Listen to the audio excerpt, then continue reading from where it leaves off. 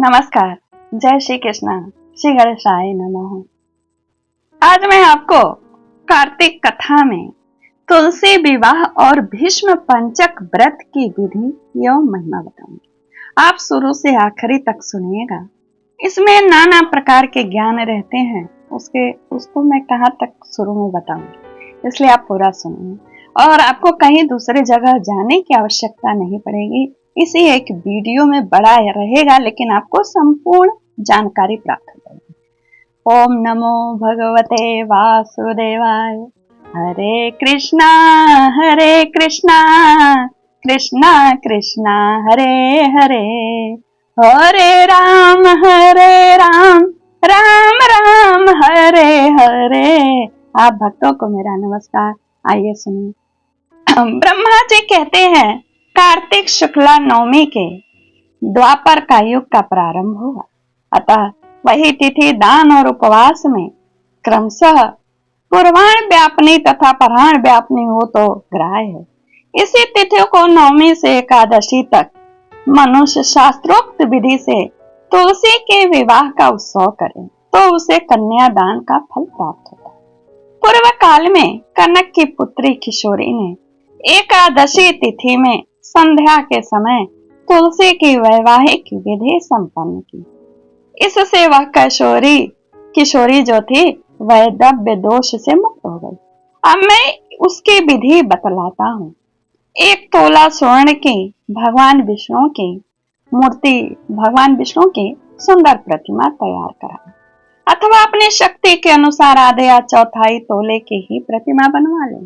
फिर तुलसी और भगवान विष्णु की प्रतिमा में प्राण प्रतिष्ठा करके स्तुति आदि के द्वारा भगवान को उठाएं। पुनः पुरुष सूक्त के मंत्रों द्वारा षोडशोपचार से पूजा करें।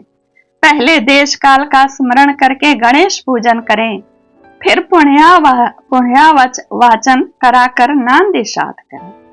तत्पश्चात वेद मंत्रों के उच्चारण और बाजे आदि की ध्वनि के साथ भगवान विष्णु की प्रतिमा को तुलसी जी के निकट लाकर रखें। प्रतिमा को वस्त्रों से आच्छादित किए रहें। उस समय भगवान का इस प्रकार आह्वान करें। मंत्र बताया है, हिंदी में बता रहे हैं। भगवान केशव, आइए देव, मैं आपकी पूजा करूंगा, आपकी सेवा में तुलसी को समर्पित करूंगा। आप मेरे संपूर्ण मनोरथों को पूर्ण करें। इस प्रकार आह्वान के पश्चात 3 बार अर्घ्य, पाद और विष्टा का उच्चारण करके इन्हें बारी बारी से भगवान को अर्पित करें। वही पादेव जलम समर्पयामि, हस्ते और घन समर्पयामि, उसके बाद आचमनीय। इसके बाद कांस के पात्र में दही, घी और मधु रखकर उस कांस के पात्र से ही ढक दें। उसे नीचे कांस के पात्र में रखें, फिर कांस के पात्र से ही ढक दें तथा भगवान को अर्पण करते हुए इस प्रकार कहें, वासुदेव आपको नमस्कार है, यह मधु पर्क ग्रहण कीजिए। तदंतर हजरा लेपन और अभ्यंग कार्य संपन्न करके, मतलब हरदे वगैरह लगा दें। गोधूली की बेला में तुलसी और श्री विष्णु का पूजन पृथक पृथक करना चाहिए। दोनों को एक दूसरे के सम्मुख रखकर मंगल पाठ करें। जब भगवान सूर्य कुछ दिखाई देते हो तब कन्यादान का संकल्प करें। अपने गोत्र और प्रवर का उच्चारण करके आदि की 3 पीढ़ियों का भी आवर्तन करें। तत्पश्चात भगवान से इस प्रकार कहें, हिंदी में बता रही हूँ।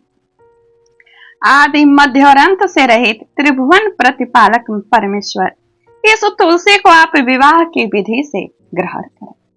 यह पार्वती के बीज से प्रकट हुई है, वृंदा की भस्म में स्थित रहती है तथा आदि मध्य और अंत से शून्य है।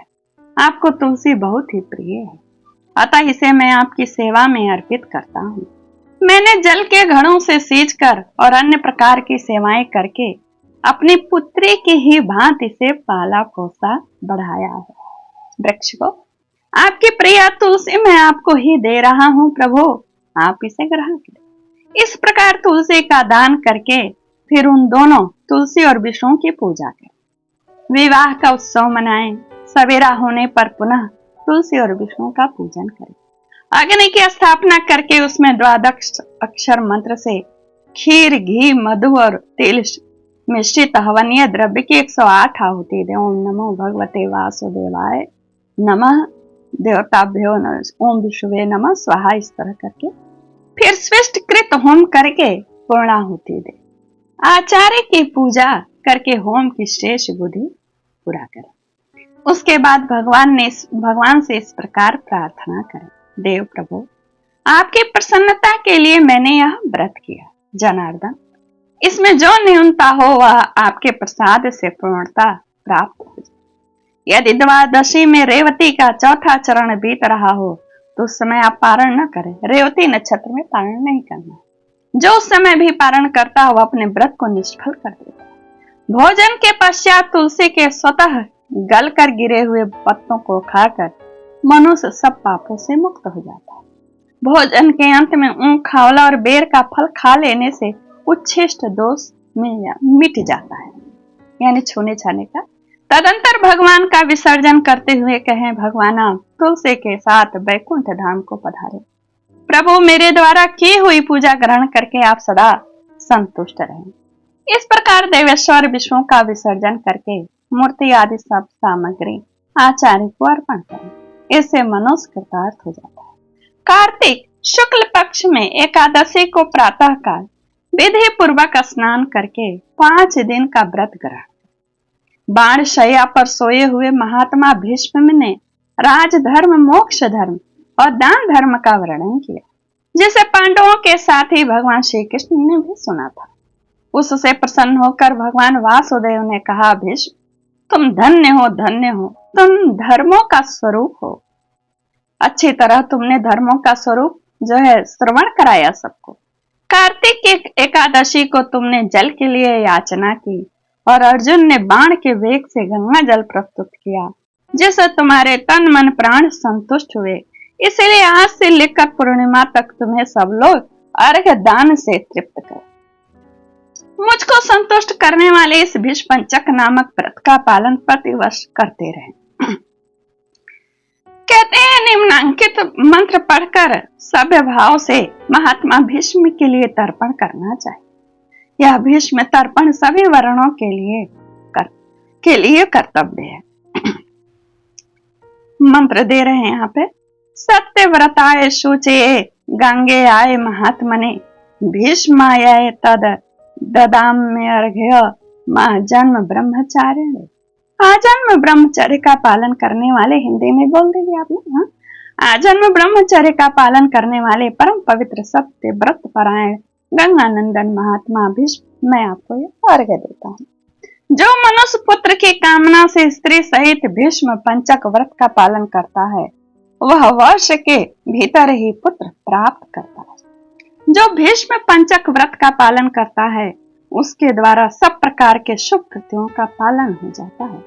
वह महापुण्य व्रत महापातकों का नाश करने वाला है। अतः मनुष्यों को प्रयत्न पूर्वक इसका अनुष्ठान करना चाहिए, जिसमें भीष्म के लिए जलदान और अर्घ्यदान विशेष यत्न से करना चाहिए। जो नीचे लिखे मंत्र से भीष्म जी के लिए अर्घ्यदान करता है वह मोक्ष का भागी होता है। वैयाग्रपत गोत्राय सांकृति प्रवराय च अपुत्राय ददाम्ये तदुदकम भीष्म वर्मणे वसुनामवताराय शांतनोरात्मजाय च अर्घ्यम ददामि भीष्माय आजन्म ब्रह्मचारिणे। जिनका व्याघ्र पद गोत्र है और सांकृत प्रवर है उन पुत्र रहित भीष्म वर्मा को मैं यह जल देता हूं। वसुओं के अवतार शंतनु के पुत्र आजन्म ब्रह्मचारी भीष्म को मैं अर्घ्य देता हूँ। पंचगव्य सुगंधित चंदन के जल, चंदन उत्तम गंध और कुमकुम के द्वारा भक्ति पूर्वक सर्व पाप हारी श्री हरि का पूजन। कर्पूर और खस मिले हुए कुमकुम से भगवान गरुण ध्वज के अंगों में लेप करें। सुंदर पुष्प एवं गंध धूप आदि के द्वारा भगवान की अर्चना करें। 5 दिनों तक भगवान के समीप दिन रात दीपक जलाते रहें, यानी अखंड। देवाधिदेव भगवान के लिए उत्तम से उत्तम नैवेद्य निवेदन करें। इस प्रकार भगवान की पूजा अर्चा ध्यान और नमस्कार के पश्चात ओम नमो भगवते वासुदेवाय इस मंत्र का 108 बार जप करें। फिर घी मिलाए हुए तिल, चावल और जौ आदि के द्वारा स्वाहा विशिष्ट षडाक्षर ओम रामाय नमः मंत्र से आहुति दे। इसके बाद सायं संध्या करके भगवान विष्णु को प्रणाम करें तथा पूर्वत मंत्र जप कर धरती पर ही शयन करें। भक्ति पूर्वक भगवान में ही मन को लगावें। व्रत के समय बुद्धिमान पुरुष ब्रह्मचर्य का पालन करते हुए पाप पूर्ण विचार तथा पाप के कारणभूत मैथुन का परित्याग करें। शाकाहार तथा मुनियों के अन्न से निर्वाह करते हुए सदा भगवान विष्णु के पूजन में तत्पर रहें। शाकाहार रात्रि में पंचगव्य लेकर भोजन करें। इस प्रकार भली भांति व्रत को समाप्त करें। ऐसा करने से मनुष्य शास्त्रोक्त फल को पाता है। स्त्रियों को अपने पति की आज्ञा लेकर पुण्य की वृद्धि करनी चाहिए। विधवाओं को भी मोक्ष सुख की वृद्धि के लिए व्रत का अनुष्ठान करना चाहिए। पहले अयोध्यापुरी में कोई अतिथि नाम के राजा हो गए थे। उन्होंने वशिष्ठ के वचन से इस परम दुर्लभ व्रत का अनुष्ठान किया था, जिससे इस लोक में संपूर्ण भोगों का उपभोग करके अंत में वे भगवान विष्णु के परम धाम में गए। इस प्रकार नियम उपवास और पंचगव्य से तथा दूध फल मूल एवं हविष्य के आहार से निर्वाह करते हुए भीष्म पंचक व्रत का पालन करें। पूर्णमासी आने पर पहले के समान पूजन करके ब्राह्मणों को भोजन कराएं और बछड़े सहित गौ का दान करें। एकादशी से लेकर पूर्णिमा तक 5 दिनों का भीष्म पंचक व्रत समस्त भूमंडल में प्रसिद्ध। अन्न भोजन करने वाले पुरुष के लिए यह व्रत नहीं कहा गया है। इसमें अन्न निषेध है, यानी उपवास वाले चीज खाने हैं। इस व्रत का पालन करने के लिए भगवान विष्णु शुभ फल प्रदान करते हैं और इस तरह मैंने आपको यह व्रत भीष्म पंचक व्रत की विधि बताई। आगे के वीडियो में एकादशी को भगवान के जगाने की विधि बताऊंगी, कार्तिक व्रत को उद्यापन और अंतिम 3 तिथियों की महिमा के साथ एक कथा का उपसंहार करूंगी। नमस्कार, पूरा सुना करिए, धन्यवाद, लाइक कमेंट शेयर करिए। इसमें मैं एक बात बताऊंगी, क्योंकि इसमें जो भी बताया गया है शास्त्र के द्वारा, मतलब पंडित आके कराए।